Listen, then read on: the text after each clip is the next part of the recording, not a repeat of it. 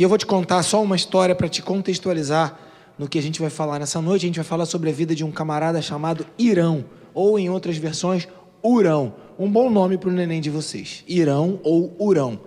Irãozinho. Não, Irã não, né? Não é, se for feminino não serve não. Irã não é um nome legal não. Mas Irão ou Urã. Mas antes disso, deixa eu te falar uma coisa. Deus criou os céus, criou a terra, criou o mar, criou todas as coisas, criou o homem à sua imagem e semelhança, colocou o homem e a mulher no jardim, deu ordens para que ele dominasse sobre todas as coisas, e em Gênesis capítulo 4 houve o advento da queda. O homem pecou.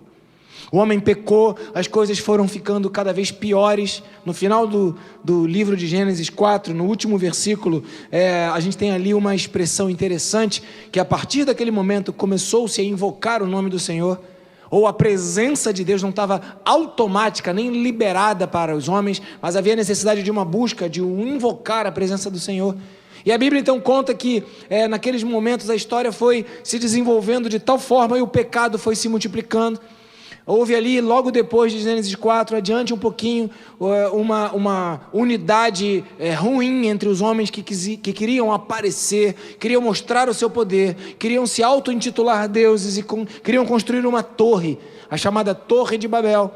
Então houve ali uma confusão de línguas, ninguém se entendeu mais, houve uma divisão, cada um foi para o seu canto, segundo as suas línguas, o povo se espalhou sobre a face da terra, mas o pecado continuou a se multiplicar.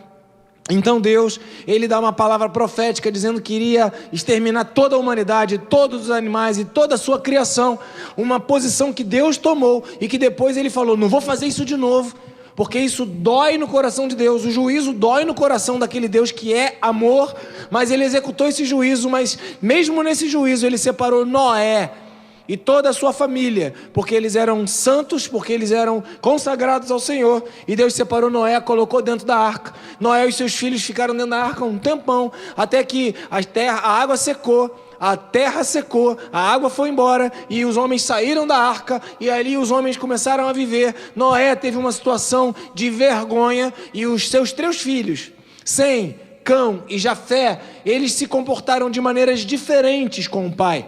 Noé estava ali no momento de vergonha, Cão então ficou caçoando, desonrando, humilhando, fazendo chacota do seu pai. Mas Sem e Jafé protegeram, cobriram a nudez de Noé. E naquele momento então Cão, ou Cã, foi amaldiçoado. E em Gênesis capítulo 9, versículo 18 está escrito, Gênesis 9, 18, os filhos de Noé que saíram da arca foram Sem, Cã e Jafé. Cã é o pai de Canaã. Cã é o pai, ou o predecessor, ou dentro daquele formato da sociedade que era formada a partir de um patriarca. Cã era esse patriarca. Então o povo de Canaã é descendente de Cã. Mas em Gênesis capítulo 9, versículo 25, diz assim, Noé disse, maldito seja Canaã, escravo de escravos será para seus irmãos. Por quê? Pelo que Cã fez nesse momento de vergonha de Noé. E por que eu estou falando isso? Porque esse povo de Canaã era o povo que posteriormente, quando Israel estava saindo do Egito, esse povo deveria ser expulso de Canaã, e Israel então habitar na terra prometida, terra que mana leite e mel, onde havia o povo que era o povo de Canaã, que era o povo cananeu. O povo cananeu, caso você não saiba, era o povo que corresponde no grego no fenício. Por quê? Porque Canaã ficava perto do mar. As sociedades que cresciam, que se multiplicavam, eram perto de rios. Mas o povo de Canaã, e que depois o povo de Israel acabou tomando aquela terra, está ali, né? Até hoje está lá, aquela briga toda naquele território, por causa do mar que banha, né? O povo então ele se desenvolveu na navegação, e nessa navegação que ele se desenvolveu, ele fazia muitos negócios. E uma das coisas que eles negociavam demais através da navegação pelos mares era a púrpura. A púrpura em grego se chama fônix, que em latim foi ajustado para poênicos. Por isso, nós, enquanto originários de uma língua portuguesa, que vem do latim, com também influência enorme do grego, chamamos o povo de Canaã de fenícios. Por quê? Os hebreus que moravam em Canaã se chamavam cananeus. Eles eram conhecidos pela mercadoria que eles vendiam, que era a púrpura. A palavra púrpura em grego é phoenikes. E essa palavra phoenikes em latim é poênicos, do português traduzido para fenício. Então, quando se fala do povo fenício, você está falando do povo que vendia púrpura, que era o povo identificado cananeu. E esse povo cananeu era o povo amaldiçoado, porque o seu patriarca desonrou a Deus. A missão de Moisés, quando chegasse na Canaã, era libertar o povo daquela terra e eliminar os cananeus, os heteus, os heveus, os ferezeus, os jebuseus e outros povos que habitavam naquela região, que era a terra prometida. E aí então Moisés manda os espias e eles voltam, mas o povo cananeu estava lá. E a gente chama o povo cananeu de povo fenício. E em 1 Reis, que a gente vai ler daqui a pouco, capítulo 7, versículo 13, conta esse relacionamento que havia algum tempo depois do povo de Israel, agora liderado e governado por Salomão, o rei Salomão, filho de Davi, com Batseba, o filho que foi restaurado de uma família que era toda... quando a família é desestruturada, qual é o nome que a gente dá a essa família? Quando a família não é certinha, direitinha? Com uma família toda disfuncional, ok? Então nasce esse menino chamado Salomão, e Deus pega essa família que a olhos humanos não era o que tinha que ser, e separa então Salomão como filho desse casamento que começou errado, de uma família que foi fundada de uma forma equivocada. E Salomão, então, é escolhido como rei de Israel. Salomão, então, pede sabedoria a Deus para governar o povo, e Deus dá sabedoria. E nesse relacionamento com outros povos, havia ali o povo fenício. E a história do relacionamento do povo fenício com o povo de Israel, a gente vai ler um pouquinho hoje em 1 Reis. Mas antes de ler 1 Reis, capítulo 7, que fala de Irão, eu quero ler contigo 1 Reis, capítulo 5, versículo 12. Que fala de um outro camarada chamado Irão também. 1 Reis, capítulo 5, versículo 12. Olha que Irão está te perseguindo, hein? Olha que você vai gostar da ideia e vai botar o nome do teu filho de Irão, né? Depois que ele nasceu, o apelido dele vai ser Forão. Ô, piada, Jesus, obrigado. 1 Reis, capítulo 5, versículo 12, diz assim. 1 Reis 5, 12. O Senhor deu sabedoria a Salomão, como lhe havia prometido. Houve paz entre Irão e Salomão. Os dois fizeram um tratado. Quem era Irão? Irão era o rei da Fenícia, ou o rei de Tiro, uma das cidades da Fenícia. 1 Reis, capítulo 5, versículo 1. Esse rei Irão se dava bem com Davi, só que Davi morreu. Então, quando o rei Irão soube que Davi tinha morrido, ele mandou mensageiros lá em Israel e falou assim, olha, vai continuar tudo bem com a gente? Eu era amigo do teu pai, você vai ter amizade com a gente. E Salomão e Irão fizeram um acordo. Fizeram, como é que fala? Tratados de paz. Obrigado, Marisa. Tratados de paz.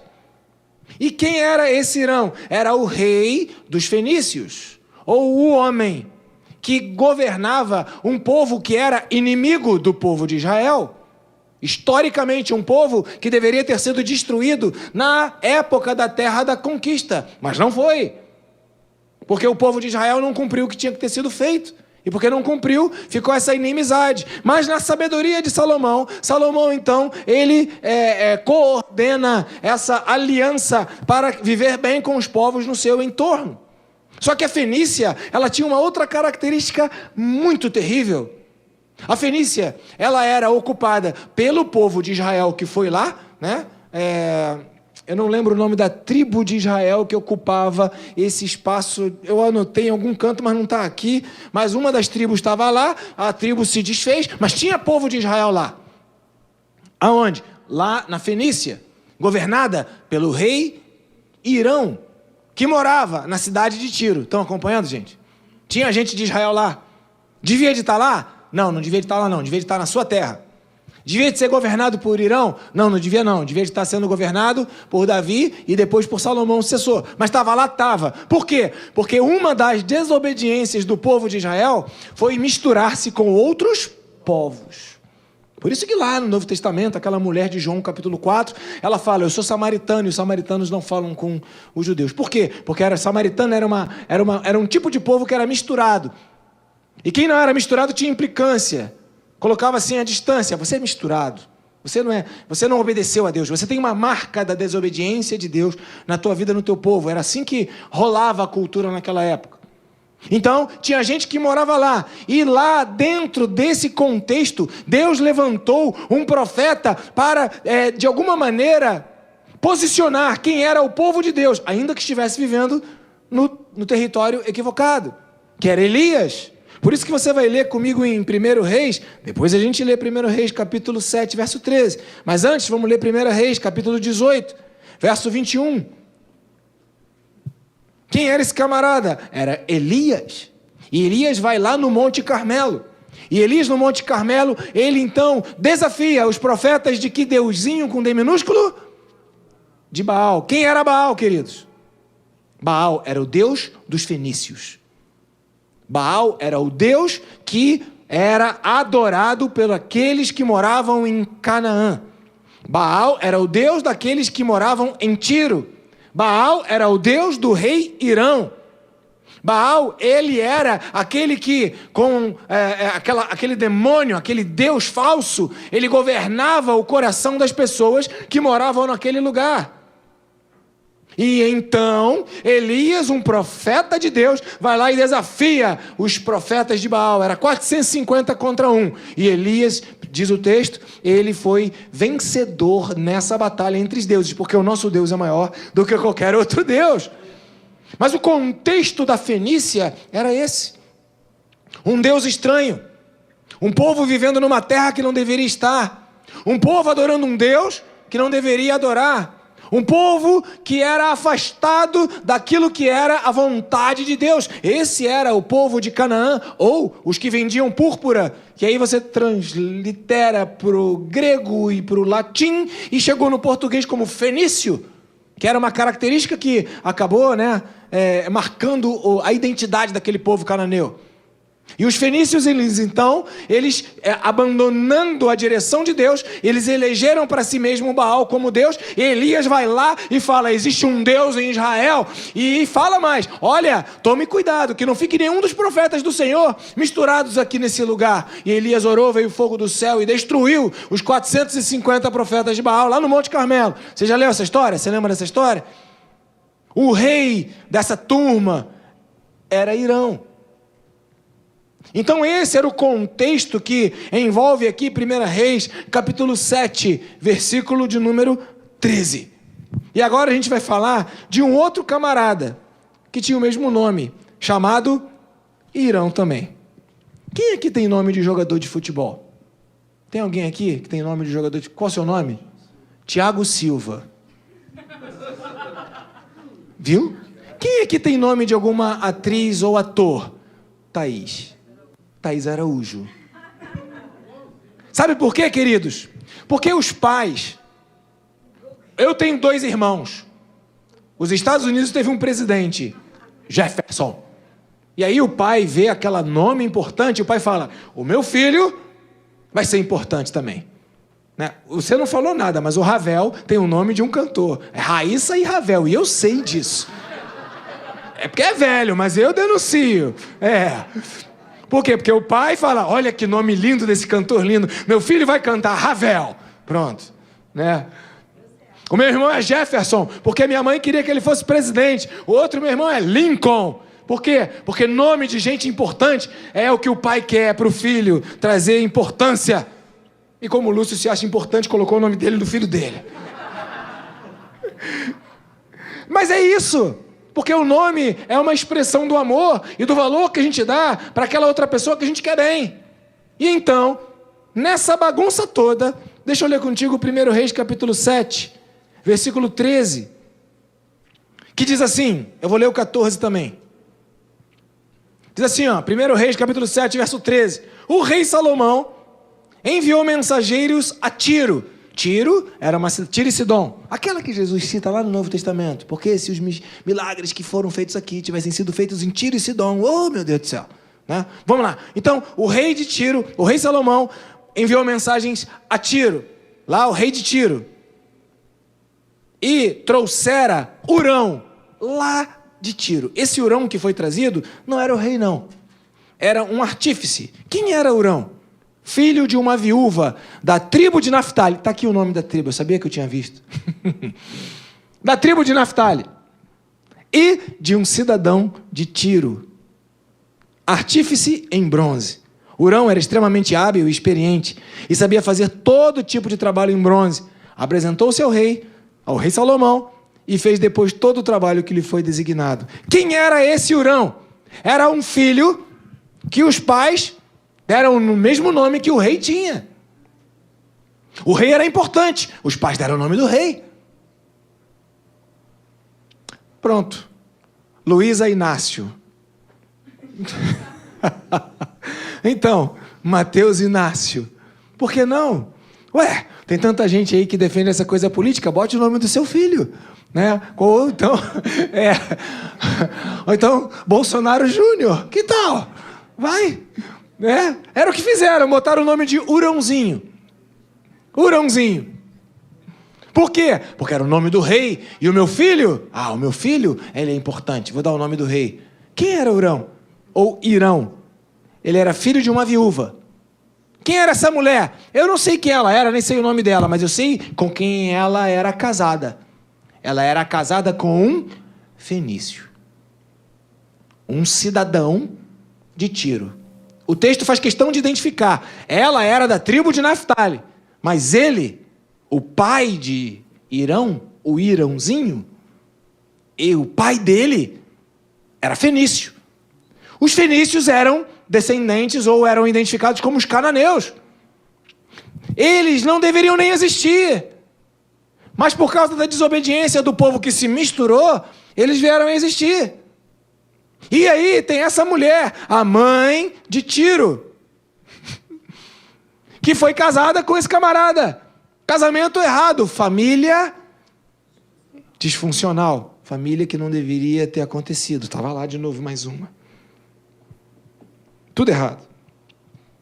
Tudo errado. Mas Tiro estava lá, Tiro existiu, Tiro nasceu. Irão existiu, Irão nasceu. E o que é pior? O pai dele morreu. A mãe ficou viúva. Então pensa nessa criança. Ela nasceu em que contexto? O Deus era Baal. Não era o Deus da Bíblia, nem era o Deus Jeová. Não era o Deus do seu povo, era o Deus do outro povo. A sua mãe tinha um casamento que não deveria de ter, um casamento em desobediência a Deus. Não é isso? Estamos acompanhando, irmãos? Aleluia! O casamento era todo errado. O garoto nasceu, mas ele continuou tendo o pai, continuou tendo a mãe. A mãe teve um casamento errado. Teve uma história errada. A mãe ficou viúva.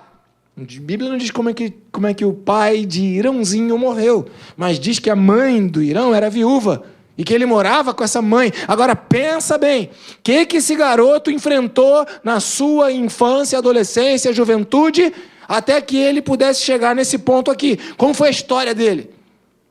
Imagina, vivendo num ambiente que o Deus não era o Deus de Israel, vivendo longe da presença de Deus, vivendo numa família que não era aquela família que era aprovada pelo povo de Israel, uma família disfuncional, uma família misturada, uma família onde os verdadeiros servos de Deus, povo de Israel, não considerava. E esse garoto nasceu com a culpa que ele tinha. Mas ele nasceu. Ele recebeu toda essa herança. E aí você vai vendo as dificuldades que esse menino pode ter enfrentado na vida dele. Ele nasceu numa família que era alvo de preconceito. Começou a chegar na tua vida? Começou a chegar na tua história? Quem é o teu pai? É o que você queria que fosse? Quem é a tua mãe? É quem você queria que fosse? Como é a tua família? Era como você queria que fosse? E quem é você nessa história toda? Agora, quando uma viúva, ela ficava sem o marido morria, no caso, sabe o que acontecia na cultura da época? Desonra. Desonra. Por quê? Porque o Salmo até fala, né? Feliz é o homem que enche a sua aljava de filhos. Por quê? Porque os filhos trabalham e os filhos são a mão de obra. Porque era o marido que tinha que sustentar a mulher. A mulher tinha as suas funções sociais, o marido tinha as suas funções sociais. Mulher viúva, ela era considerada amaldiçoada, desconsiderada por Deus. Aí você fala, pô, pastor, mas isso está tão longe. Mais ou menos, irmãos. Eu estive lá na tribo Epoque, não faz muito tempo, o Jorge estava lá também, né, Jorge? Não lembro que ano foi. Você lembra que ano foi? 2012. E o cacique Bira, o Biraci, virou para mim e perguntou, quantos filhos você tem? Aí eu falei, eu tenho uma filha só. Ah, tadinho. Ah, Deus vai te ajudar. Fica assim não. Menina, uma só. Deus vai te ajudar. Tadinho. Eu olhei aquilo e falei, meu, o que ele quis dizer com isso? E aí você começa a entender a cultura. Eu fui em 2012, no Brasil, lá em cima, lá na Riba, no Epoque. Tu imagina em 900, eu anotei a data, em 969 antes de Cristo, que é essa data aqui. Como é que era a cultura nessa época para quem não tinha filho? Ou para quem tinha um filho só? Ou para quem não tinha pai? Ou para a mãe que vivia cuidando do filho sozinha? Até alguns anos atrás, a mulher que não tinha marido, vocês lembram disso? As pessoas mais antigas presentes, eu não vou citar nomes, nem vou apontar, mas as mulheres mais antigas presentes, elas sabem do que eu estou falando. Por isso até hoje a gente carrega um tabu, que tem que casar, tem que casar, tem que casar. E por isso tem um monte de casamento que agrada a Deus acontecendo de novo. Porque pelo desespero de atender a essa demanda cultural de que tem que casar, faz qualquer negócio. Bom, o fato é que Tiro era governado pelo rei Irão, e lá nessa cidade tinha um camarada chamado Irão, que não era o rei, mas era um filho de uma viúva, e ele foi criado nessa confusão toda. Agora, o que a Bíblia fala desse menino? A Bíblia fala em 1 Reis, capítulo 7, verso 13, deve estar aqui, né? Fala o seguinte, não, verso 14, na verdade, por favor. 1 Reis 7, 14. Diz assim, Irão era filho de uma viúva da tribo de Naftali e de cidadão de Tiro. Irão era artífice em bronze. Irão, ou Urão, era extremamente hábil e experiente e sabia fazer todo tipo de trabalho em bronze. Aí que começa esse momento impressionante na história de alguém que foi chamado para trabalhar, para construir utensílios do templo do Deus de Israel, o templo de Deus de Israel, que Davi tinha sido colocado no coração de construir, mas o profeta Natã disse para Davi que não era ele que construiria, mas que Salomão construiria.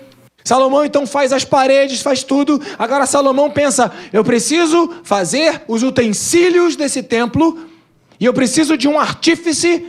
Onde é que tem um cara bom? Onde é que tem um camarada legal? Onde é que tem um profissional que seja hábil e experiente? E aí, quando Irão faz essa troca de mensagens com Salomão, identifica esse Irão aqui. E a Bíblia fala que ele era hábil, que ele era experiente. E então Salomão contrata esse camarada. E o texto bíblico continua dizendo que ele, Irão, ou Urão, 1 Reis 7,14, apresentou-se ao rei e depois fez todo o trabalho que lhe foi designado. E aqui começa a palavra que eu quero deixar para você hoje à noite. Qual é a dificuldade que você tem para você poder ser um vencedor na sua vida? Pela manhã, falamos que o nosso foco tem que estar na eternidade, tem que estar no céu. Amém, queridos? Aleluia? Então quem quer morrer, pode vir aqui na frente que a gente ora para Deus te levar agora mesmo. Ainda não? Ainda não? Ainda está aqui na terra? Então de que jeito você quer viver aqui na terra? Eu fico assustado quando se prega uma teologia da prosperidade, ou quando se prega alguma coisa de que Deus vai abençoar, Deus vai honrar, Deus vai te dar, Deus vai te multiplicar, Deus vai abrir porta, você vai ser mais do que vencedor. Eu acho isso quase um absurdo, porque na minha Bíblia Eu fico vendo aqui os desafios que Irão teve, mas eu vejo a Bíblia dizendo que ele era extremamente hábil e experiente. Aí eu fiz uma pergunta: meu Deus, como é que uma pessoa se tornou hábil? Um artífice se tornou hábil no serviço com bronze. De que maneira? Aí eu falei, bom, não tem outro caminho. Ele tinha que aprender alguma coisa. Como é que ele se tornou hábil? Fera. Muito bom. Como? É isso. Então perceba, queridos, que para eu me tornar hábil em alguma coisa, eu preciso gastar tempo, me dedicar, envolver a minha vida. Eu preciso buscar conhecimento. E nessa época aqui, 969 a.C., não tinha Google para o cara dizer lá na inteligência artificial, como que eu me torno um hábil artífice em bronze?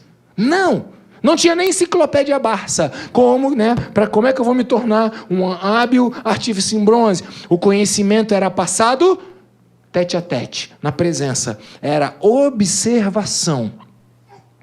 Então perceba, a primeira coisa que eu quero falar para você é que Irão, para poder se tornar hábil, ele precisou observar. E aqui a primeira palavra, o primeiro tópico da mensagem que eu quero deixar para você hoje é: quem você tem colado na sua vida? Quem você tem observado? Porque tem muitos pais e muitas mães que são péssimos exemplos para os filhos, e os filhos precisam parar de olhar para esse exemplo péssimo. Porque senão, vão continuar andando pelo vale da sombra da morte, ainda que o Senhor esteja com ele, mas o tempo todo. Ah, pastor, mas eu vou para o céu, mas tu está aqui na terra ainda. Ah, pastor, então eu tenho que estudar? Tem. Porque Irão só foi escolhido porque ele era hábil naquilo que ele se desenvolveu. Porque quando Salomão precisava de uma pessoa para trabalhar e fazer a obra de Deus, os utensílios do templo, ele foi procurar alguém que era hábil e achou-se Irão. Mas ele era de uma família disfuncional. Ele tinha uma história que talvez não fosse a melhor história. O casamento dos pais dele não era o melhor casamento. A mãe dele talvez fosse meio perturbada por ser viúva, humilhada pela sociedade. E ele também não tinha sustento na sua casa. Um filho sem pai, não tem dinheiro, não dá para comprar sacolé de pudim, de leite condensado. Ué, que top de linha, hein? Não dá para comprar tênis de marca. E o garoto vai ficando chateado. Não! O que o garoto fez? Ele falou, eu preciso mudar a minha vida. E ele começou a observar. Observar quem? Os artífices de bronze que existiam na época. Ele começou a estudar. Então, em nome de Jesus, se você quer mudar de vida, comece a dedicar tempo da sua vida a estudar. Ah, mas o meu estudo não tem nada a ver com o meu chamado. Como não? Deus é quem efetua em você o querer e o realizar. Irão estava estudando artífice de bronze. O que isso tem a ver com a pregação do Evangelho, com a palavra de Deus, com o templo do Senhor? Tudo. Porque quando Deus precisou de um artífice de bronze, foi Irão que foi chamado.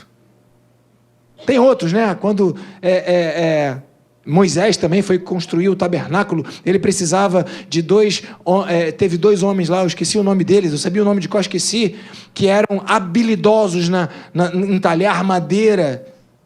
Então perceba que tudo o que você faz na sua vida, tudo que Deus coloca no teu coração como vontade, como desejo, como sonho, como um planejamento, é maior do que você mesmo. Não é para você ganhar dinheiro, não é para você se destacar, não é para você postar dizendo venci nessa vida, eu sou rico, eu estou muito bem. É para você entender que o talento que Deus te dá e que você desenvolve é para glorificar o nome do Senhor e usá-lo para a glória de Deus. Sabe, queridos, muitos param de estudar porque pensam, eu estou na igreja, Deus vai poupar e vai me dar tudo. Isso é loucura da cabeça do ser humano. Isso é loucura. Eu vou parar de estudar, vai chover na minha horta só porque eu sou crente. Isso é injusto, Deus não vai fazer isso. É injustiça, e Deus é um Deus justo. O que Irão fez? Ele observou, ele aprendeu e se tornou hábil. A segunda coisa que o texto fala, então a primeira palavra que eu quero te dizer é, em que você quer se tornar hábil? Ou qual é a missão que Deus deu para a tua vida? Ou ainda, o que você faz? Melhora o que você faz. Aperfeiçoa o que você faz. Desenvolve o que você faz. Se torna alguém a ponto de chamar a atenção do rei para que quando precisarem de alguém, lembrem de você pela habilidade que você desenvolveu, porque você estudou, porque você observou, porque você chamou atenção por aquilo que você produziu. Deus vai te dar força, porque Deus é quem efetua em você o querer e o realizar. Eu estava conversando lá na festa da Sara com um rapaz, e aquele rapaz me chamou, e ele estava em muita crise alguns anos atrás com relação ao seu chamado, com relação àquela coisa, e eu pude dizer para ele: meu filho, existem diversas formas de chamado ao ministério. Alguns são chamados para pregar o evangelho como pastores, outros são chamados para servir a igreja como diáconos, como obreiros, outros são chamados para servir a Deus com as suas profissões. E ele foi tomado por esse movimento. Oramos, foi uma sequência, não foi um momento só, foi um período, acho que foram 6 meses. E hoje, esse camarada dá emprego para não sei quantas pessoas. Ele falou: pastor, eu não sei quantos funcionários eu tenho, mas eu devo ter uns 200. Eu não lembro quantos ele falou. 200, 400, 800, é gente pra caramba. Famílias que estão sendo abençoadas, pessoas que estão sendo honradas, pessoas que estão sendo capacitadas e têm espaço para trabalhar. Porque um servo de Deus entendeu que o chamado dele não era o chamado que ele imaginava que era. O chamado dele era trabalhar e desenvolver. E tem mais. Quando Deus tem um chamado, as coisas são atraídas em seu favor. As coisas simplesmente acontecem. Tem gente que toma ou faz fogo estranho. Lembram de Nadab e Abiú? Que queriam ver a coisa acontecer e fizeram da sua forma. O que aconteceu? Foram tragados para a terra. Mas quando tem chamado, as coisas acontecem. É que Deus faz acontecer. A bênção do Senhor enriquece e não acrescenta dores. Tem o tempo de Deus, mas tem o seu esforço. Irão, esse menino, filho dessa viúva, que era casada com um fenício, numa família que era disfuncional, porque a Bíblia nos oferece esse subsídio para que a gente compreenda isso. Ele se tornou um hábil, extremamente hábil, artífice em bronze. E o texto também fala que ele era experiente. Então, para se tornar hábil, eu tenho que estudar. E para me tornar experiente, eu tenho que praticar. Ninguém tem experiência no início. A experiência é conquistada depois que você faz um monte de vezes. Uma das coisas que mais me chocou foi quando eu li lá a frase de Thomas Edison, que inventou... E ele disse, ele tinha um grupo de fornecedores, ele criou uma startup, ninguém sabia disso na época, mas ele tinha criado uma startup, e a startup era para desenvolver um produto que iluminaria utilizando lá a corrente elétrica que Tesla tinha conseguido lá reverter, um tempo das descobertas, e então esse camarada, ele recebia a grana e os investidores estavam pressionando até que ele falou: gente, eu estou quase chegando na solução. Eu sei disso, porque eu já tentei fazer 1001 vezes a lâmpada e até agora eu não consegui. Então eu estou eliminando as possibilidades de errar, porque eu estou errando muito. Está comigo?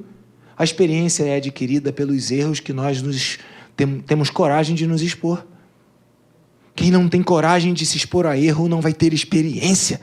Quem não quer errar não vai se tornar hábil. Quem não tiver a coragem de experienciar e viver as experiências e praticar o seu trabalho, vai ficar achando que domina tudo, vai ficar para trás. Sabe, meus amados irmãos, quem tem medo de errar é orgulhoso. E o orgulhoso não se torna experiente, ele se torna intransigente, se torna intolerante, se torna centralizado nele mesmo. Então, o que aconteceu com esse camarada aí, Irão? Ele se tornou experiente. Experiência vem pela prática. Então, ele observava, ele estudava e ele produzia. Será que a primeira obra dele de bronze foi espetacular? Será que no primeiro objeto que ele construiu ele foi maravilhoso? Ou será que ele fez tudo errado? Será que a primeira a ação dele foi tão maravilhosa a ponto de ele se destacar? Não, mas ele insistiu, ele não desistiu, ele ficou inabalável. E ele não abriu mão de tentar, de experimentar, de lutar, até que a experiência veio. Então a minha palavra para você, primeiro ponto, estude, observe e olhe bons exemplos. Aprenda. Segundo ponto, faça, produza, se dê o direito de errar, não tenha medo de fracassar, não tenha medo de falhar, não tenha medo de se envergonhar, faz parte do processo. E para concluir, para acabar, deixa eu te dizer uma coisa. 1 Reis capítulo 7, versículo 40, diz o seguinte: Ainda em 1 Reis, capítulo 7, versículo 40. Ele se apresentou a Salomão. Salomão, então, contratou. E Salomão deu para ele um monte de ordens para fazer um monte de coisas. E também fez os jarros, as pás, as bacias para aspersão. Assim, vírgula, Hurão, ou Irão, completou todo o trabalho que fora. Observa, estuda, aprende, pratica, tenha coragem de errar, não tenha medo. E 3, faça tudo o que você se propôs a fazer. Não deixa trabalho pendente, não para no meio do caminho, não tenha preguiça, responde e-mails, resolve problemas, tira coisas, coloca coisas, faça o que for preciso, mas entregue aquilo que você se comprometeu a entregar. Ninguém gosta de profissional, de trabalhador que não cumpre a sua palavra. Basicamente é isso que eu quero dizer para você. Estude, não tenha medo de errar, vença o orgulho e cumpra a sua palavra. Essas são 3 chaves que mudam a história das nossas vidas. Você pode ter nascido no povo errado, estar morando numa região errada, ter uma história com um Deus errado, mas se você se dedicar, estudar e você tiver a capacidade de abrir mão do seu orgulho e aprender a errar e cumprir a sua palavra, Deus vai se lembrar de você, porque o Senhor, Ele é justo. Aí está a prosperidade para a sua vida. Aí está a graça de Deus para a sua vida. Aí está a misericórdia de Deus para a sua vida. Vamos morar no céu, amém, queridos? Mas enquanto não morarmos no céu, estamos aqui na terra, amém? De que jeito você vai viver na terra? Ah, Deus, eu quero prosperar na vida. Então estuda, pratica, tenha palavra. Ah, mas eu quero a prosperidade por um caminho mais rápido, dá muito trabalho. Irmãos, Deus não se compromete com aquilo que não é verdade dele. Deus não se compromete com aquilo que não é estabelecido no coração dele, porque os homens mudam a verdade de Deus pela injustiça, mas Deus não muda. A palavra de Deus é uma só. Você pode estar com a tua vida, o teu passado, a tua história, você está esquecido. Davi estava esquecido atrás das malhadas, mas Deus mandou chamá-lo lá de trás. Aqueles 2 camaradas estavam desistindo, estavam indo embora para Emaús. Deus foi atrás deles. A minha proposta para você nessa noite: seja o tipo de gente que atrai o coração de Deus, de tal forma que você não fique esquecido. José estava numa prisão, Deus o tirou daquela prisão para ser governador do Egito. Seja o tipo de gente que você chama a atenção, não pela sua lamúria, não pelo seu lamento, não pela desgraça da sua vida, não pelos fracassos, não, mas porque é alguém que estuda, alguém que pratica, alguém que vence o orgulho e alguém que tem a sua palavra, e Deus vai honrar a tua vida. Deus vai honrar a tua vida. Você vai começar uma semana agora. Amanhã é o Dia Internacional da Preguiça. Para os inabaláveis não. Para os inabaláveis amanhã é o Dia Internacional de nós honrarmos a Deus com um testemunho através do nosso trabalho, e nós vamos honrar ao Senhor, ser o melhor que podemos ser, desenvolver o melhor que podemos desenvolver, e quando Deus nos chamar para a glória, a gente vai poder dizer: tudo que eu tinha que fazer eu fiz, e foi tudo para a tua honra e para a tua glória. Irão usou todo o seu talento, todas as suas habilidades, toda a sua experiência para servir o Senhor. Que o fruto do teu trabalho seja para honrar o nome do Senhor, e que você use e dedique e seja útil e tenha utilidade para glorificar a Deus no santo templo dele.